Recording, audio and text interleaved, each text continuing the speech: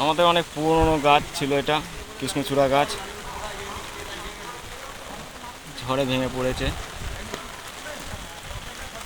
আমাদের ঐতিহ্য জিনিস, শখের জিনিস, গাছটা ভেঙে পড়ে গেছে। অনেক পুরনো গাছ।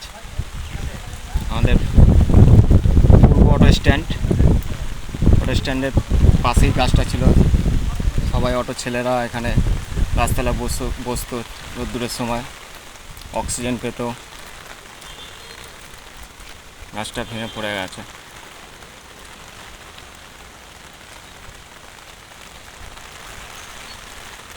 কীভাবে ভেঙে পড়ে গেছে? এত মোটা গাছ।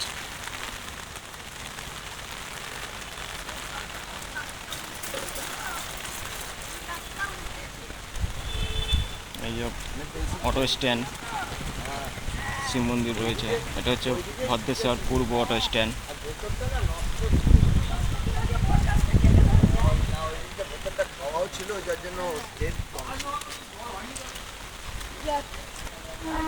আপনাদের ঘুরিয়ে দেখাচ্ছি।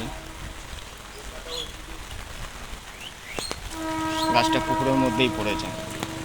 রাস্তায় পড়লে গাছ ফাছ তার ফার ছিঁড়ে নিয়ে পড়তো।